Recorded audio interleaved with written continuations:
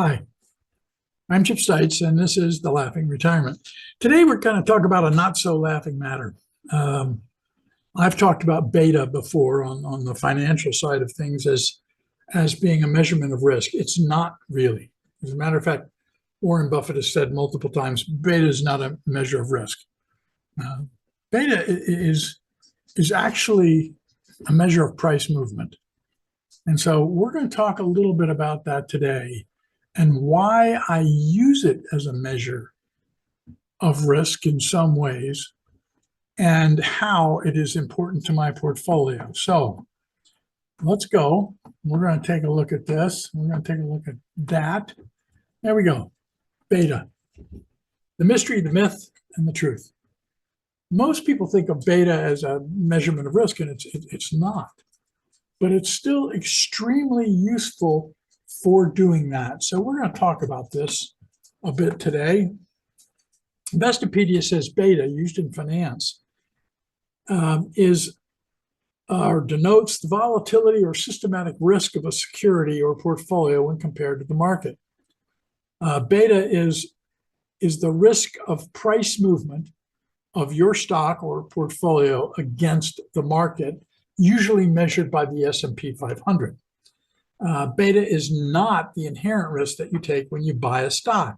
There's business risk, there's economic risk, there's market risk, there's political risk, there's liquidity risk, there's management risk. What's management going to do?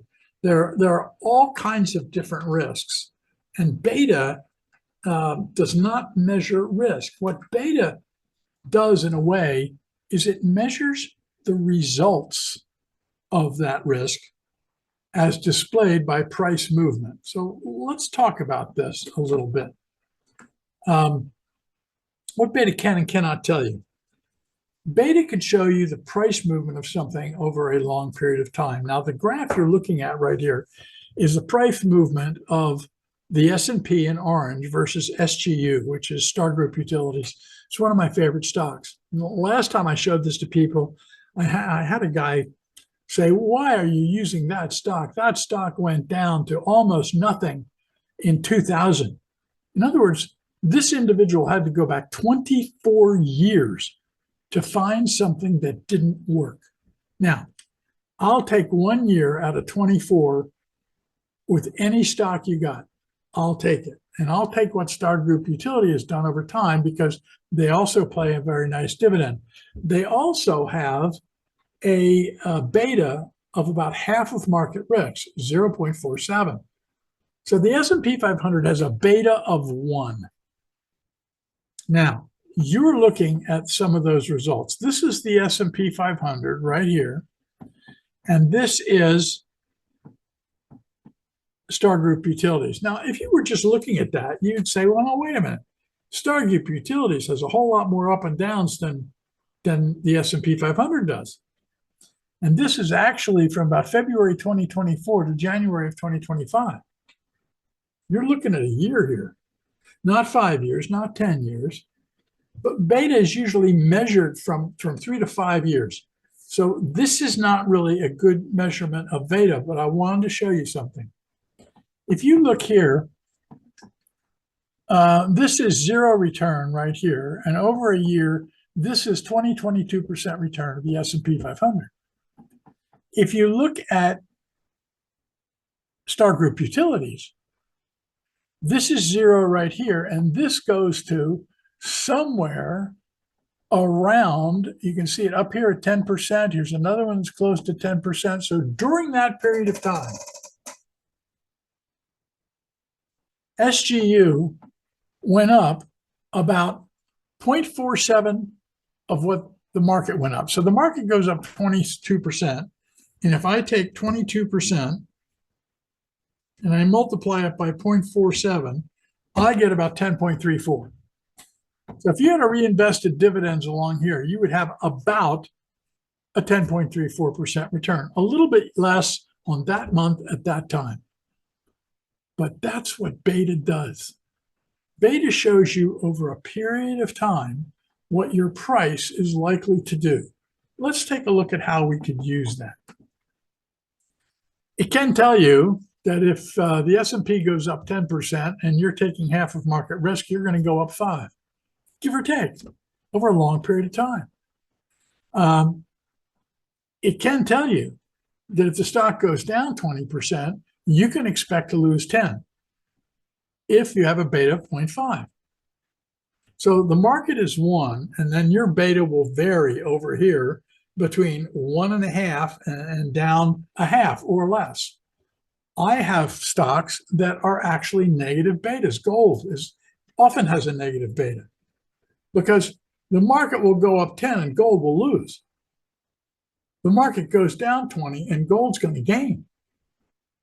So it works as what I call an offset against the markets. So I want to show you something. Not losing money is generally more valuable than how much you gain. And I'm going to show you why and how. This is why Warren Buffett says, rule number 1 is don't lose money. Now I'm going to show you something. Let's say the market does 20% in 1 year, then the next year 10, then the next year minus 30, and then minus 10, and then minus 5, and then up 15. This has happened before, so don't knock it. So your $100 would move like this. It would go if you had 100, if you had up 20, and you had 150% of market, you'd have 130 the next year. Then you'd have 149.50. Then you'd have $92 when it went down 30. Then you'd have $82. Then you'd have $76. And then in the final year, when it went up 15, you'd have 93. Now let's say you had a beta of 0.5.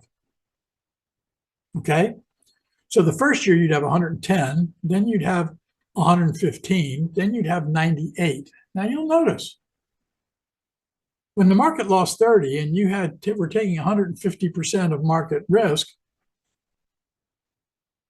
because you expected to gain more, when the market lost 30, you lost 45. So all of a sudden your $149 is worth 82. That's a problem. Then your stock at 50% would go to $93, then $90, then $97. So the guy with the high flyer who had 150% of market risk, he wound up with 93.17. The guy taking half of market risk wound up with 97. And that doesn't even include the reinvested dividends that the guy with the half of market risk got. Because it's more likely that more dividends will be paid on a lower risk value stock than on a high flyer. So let's take a look at that dollar by dollar. Okay, here's $1,000. Same market movement. Up 20, up 10, down 30, down 10, down 5, up 15. There you go. So if I had $1,000 and I had a beta of 1.5, I'd have $1,300 at the end of the first year, $1,495 at the end of the second year. So I'm almost up 150% at the end of the second year. But then the market tanks 30 and I'm going to lose 45%. So I'm down to 822. Then the market loses 10, I'm down to 698. Then the market loses 5, I'm down to 646. Then the market is up 15 and I'm at 797. So let me check something. I just want to make sure. 698, 698.91, 698.91, enter. The market goes down 5, which means I'm going to lose 7.5, which is enter 0.925 times. Yep, 646.49. So there's your growth stock right there. That is your growth stock right here. Okay? Now let's take a value stock with half of the risk of the market and a third of the risk of the high flyer. Now, the market's up 20%, I'm only going to make 10. So the high flyer has 1,300, I've got 1,100. The market goes up 10 more, I'm only going to go up 5. So whereas The high flyer is $1,495. I've only got $1,127.50. And you say, yeah, Chip, you're getting the pants beat off. Maybe, maybe not. We know the market goes up 70% of the time and down 30. The problem is Warren Buffett says don't lose money. He says don't lose money because he knows what happens when the market goes down. So the market goes down 30, I'm only going to lose 15. Now, my 1,127.50 becomes worth 958.37. But your high flyer that was worth 14.95 is now only worth 822.25. So I'm up $130 on you when the market went down 1 year. Next year, the market goes down 10%. I only go down 5, and I have $910, and you have 698. Next year, the market goes down 5, and I have 878 or 887, and you have 646. Now the market goes up 15%, which means you go up 22 on the high flyer. You have $797. I go up 7.5% instead of 22%, but I have $954. So I beat you by over $150. This is why Warren Buffett says don't lose money. This is why any number of people, Jeremy Siegel, Mark Lichtenfeld, Graham, David Zweig, will tell you over and over and over again, value equals or better risk over a long period of time with less. Equals value equals or better, does better than growth over a long period of time with less risk. Value equals or betters growth over a long period of time with less risk.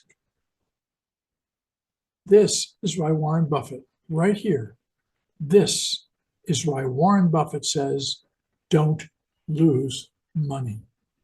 Less is more. Come with us and learn how to do value investing by using low betas. Now, what beta cannot tell you? Beta cannot tell you how a stock will do in the future, if management will succeed or fail, if a buyback makes sense, how debt will affect stock performance, if the stock will grow or not grow. Beta cannot tell you that. What can beta tell you? It can tell you how a stock will move over a long period of time. It can't tell you what the stock will do. And the one thing I've learned is that consistency, and here you go with Aesop's fable, the tortoise and the hare.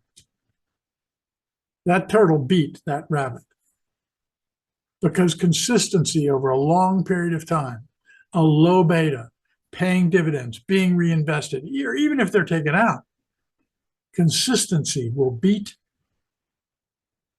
the high flyer that goes up and down and up and down. This is why you need to consider how you're invested. My portfolio takes half of market risk. And in 22, 23, and 24, on average, I beat the market.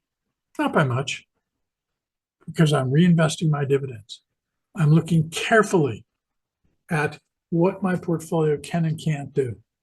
I'm getting a better than inflation return. I'm doing what you need to do. And the next thing we're going to talk about is dividend growth. Why dividend growth is so important. We've looked at consistency with beta versus growth that's all over the place. Next, we're going to look at why dividend growth is so important to you. So, write me at info@thelaughingretirement.com. We'll 15 minutes, 20 minutes, free conversation. We'll just talk about it. Give me a holler. If you're interested in moving to Italy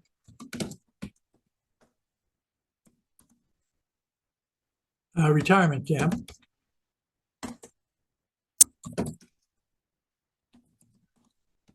In September or October of 2025, write me at info@thelaughingretirement and say, Chip, I'm interested. I'll put your name down, and we have more information. I'll send it to you.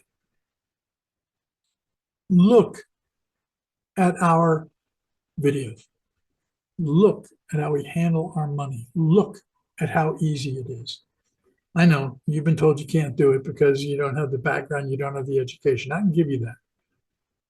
I believe my job is to get rid of me so that you can earn everything you're entitled to off of all of your money. We looked at fees. We've read the John Bogle information. And I can show you that in retirement, the person who's taking 1% from your investment fees, and 1% to a financial advisor is going to lose about half of what they might otherwise get in retirement because you're not putting money in anymore. That's expensive. I hope you'll join us. I hope you'll take a look at beta, what your beta is. I can show you. If you'd like to send me your information, we'll sit down and talk about it, and I'll show you what your beta is. It's just not difficult. I'm Chip Stites. This is The Laughing Retirement. Write me at info@thelaughingretirement so we can chat. Talk to you soon. Bye-bye.